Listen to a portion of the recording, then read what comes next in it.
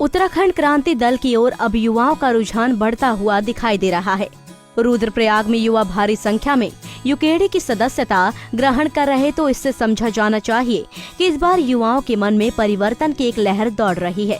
दरअसल उत्तर प्रदेश से पृथक पर्वतीय राज्य उत्तराखंड के निर्माण में उत्तराखंड क्रांति दल की एक बहुत बड़ी भूमिका रही है, लेकिन दुर्भाग्यवश राज्य गठन के 20 वर्षों में इस क्षेत्रीय पार्टी को उत्तराखंड की जनता ने सत्ता पर काबिज नहीं किया। मसलन यूकेडी हमेशा से अपने अस्तित्व के लिए जूझती रही, लेकिन अब एक बार फिर यूकेडी की तरफ युवाओं का रुझान बढ़ता हुआ दिखाई दे रहा है।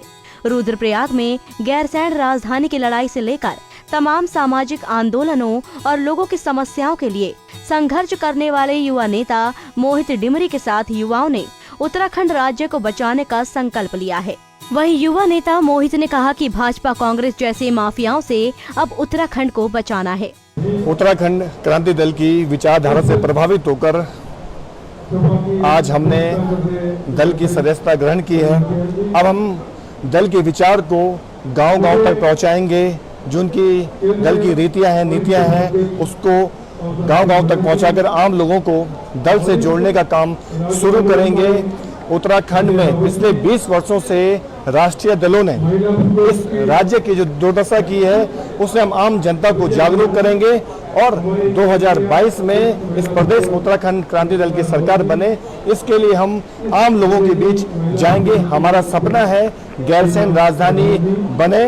हमारा सपना है जो परिसीमन से विधानसभा सीटें पहाड़ की लगातार कम हो रही है, वो परिसीमन हमारा भौगोलिक आधार पे हो।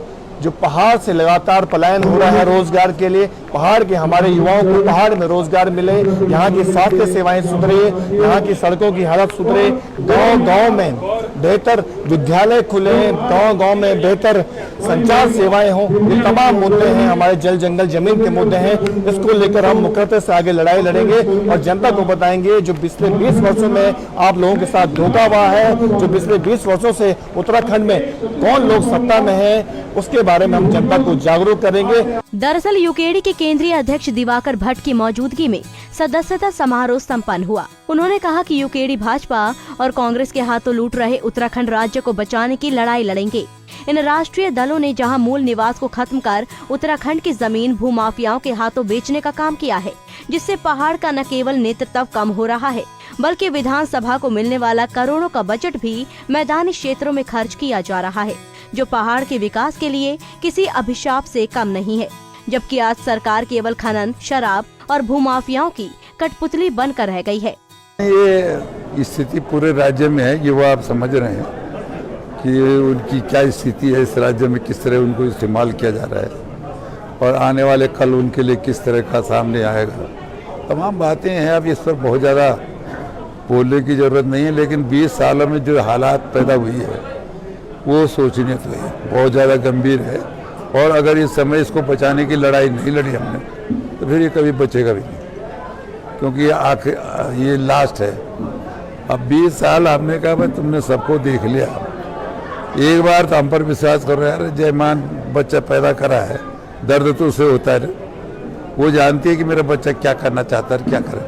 अब जब राज्य की लड़ाई जिन्होंने लड़ी, तुम उनको तो दरकिनारा कर रहे हो, उनको आगे कर रहे हो जिन्होंने मजाक उड़ाया था तब। तो ये अच्छी बात तो नहीं है ना, इसी का प्रायश्चित आज कर रहे सब। और हम तो बहुत साफ कह रहे हैं कि एक बार हमें भी देखो, अरे वो बड़ा बड़ा डॉक्टर हूँ तो बहुत इलाज कर रहे हैं। आपको बता दें कि अभी 2022 के चुनावों को पूरा 1 वर्ष से अधिक का समय शेष है। ऐसे में अगर यूकेडी अपने विचारों और नीतियों को आम जनमानस तक पहुंचाने में कामयाब रही, तो इस क्षेत्रीय दल आने वाले चुनावों में भाजपा कांग्रेस की गणित को बिगाड़ने में सफल हो सकता है। पंजाब केसरी टीवी के लिए रुद्रप्रयाग से भूपेंद्र भंडारी की रिपोर्ट।